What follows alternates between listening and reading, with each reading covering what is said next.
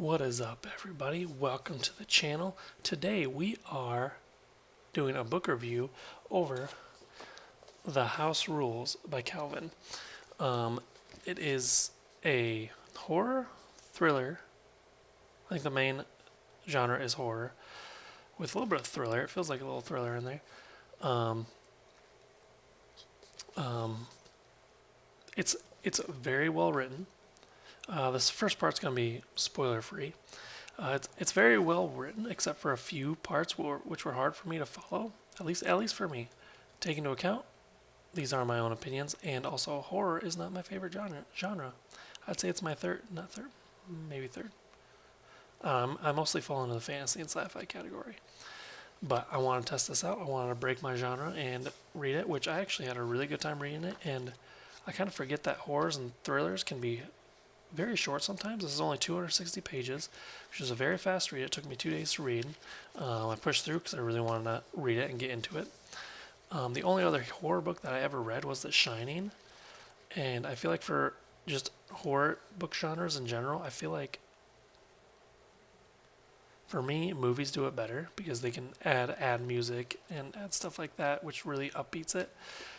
Reading stuff that's supposed to scare me doesn't usually work that way or disgust me. I don't know if it's just that the way it is or not, but that's just how I feel about the horror genre. But regardless, the book is, like I said, very well written. He has a very good use of metaphors in here, which I quite enjoy. Like I said, there are a few parts in the book where the writing is hard to follow, and that's about like 30 pages, I think. 30 pages, 30 consecutive pages, where the main character is alone. And the way he describes stuff kind of confuses me on how it works. But maybe to some other people it's easier to follow. But other than that, the rest of the story is very exciting. It has some twists and turns, and it being like a horror thriller, I'm very, very sus about pretty much everybody the main character talks to. Whether they're not sus or not, I'm just like, I don't know about you. And someone else shows up, I don't know about you either. But it's a very exciting. If you are a fan of, what is it? What movies did I think of when I read this? I thought of The Cabin in the Woods, Escape Room. I've never watched The Escape Room, but you can probably get the picture. And then the Saw movies. That's what I thought of when reading this book. If you like those movies, I recommend giving this a read. It is very entertaining. I'll say that. It's very entertaining. I'll probably read it again at some point. I can't wait for the sequel. Moving on, we're going to move on to the spoiler section of this, where we're going to go a little in-depth on some parts of the book. So if you want to stop here before you read it, go ahead. Or if you want to know, go ahead also. So I was curious. The first chapter in the book, I was wondering why it wasn't a prologue, because it happens 8 years before the main story actually starts. I mean, it's fine as the first chapter. I just found it interesting it was chosen as the first chapter, not a prologue. But that's just my question towards the author. And once we meet Hannah, Hannah,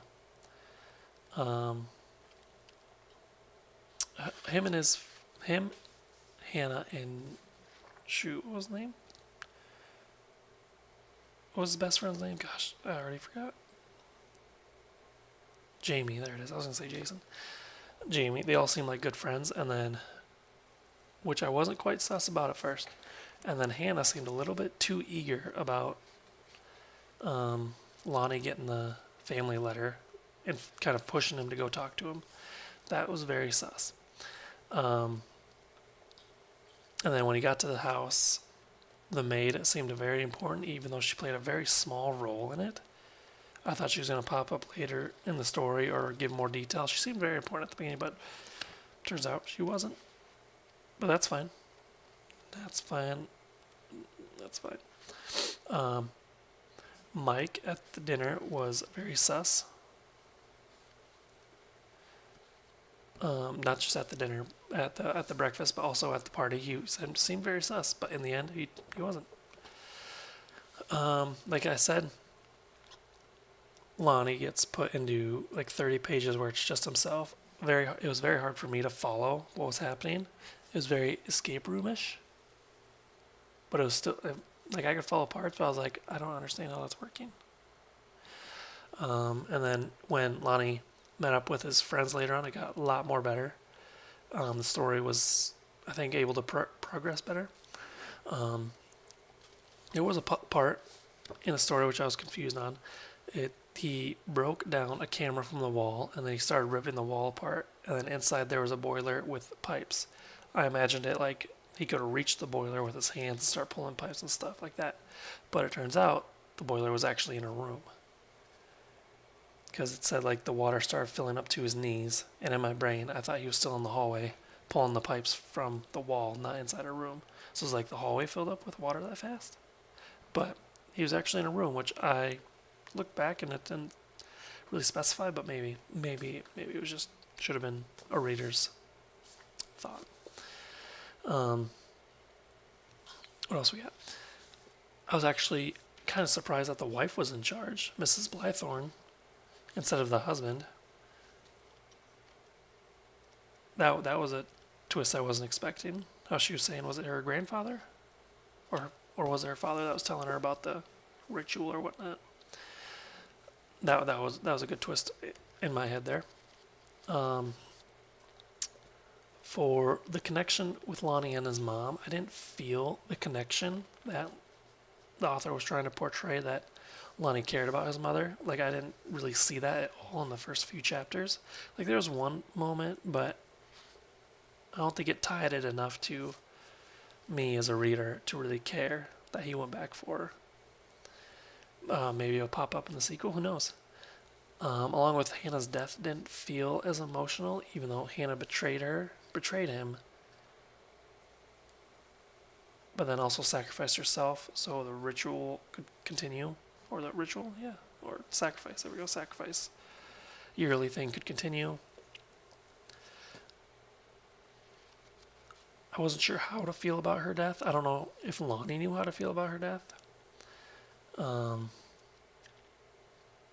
A note I have here for something that I noticed was when his dad took him to, what was it, the clubhouse, where he pretty much had an all-you-can-eat breakfast buffet. So I was thinking about old time, back in the day when people would, feed their pigs a lot to sacrifice them up for a feeding, I guess. They technically sacrificed for some kind of holiday, right? So I thought they were fattening Lonnie up for sacrifice. I thought that was a nice little touch, if it was a touch at all.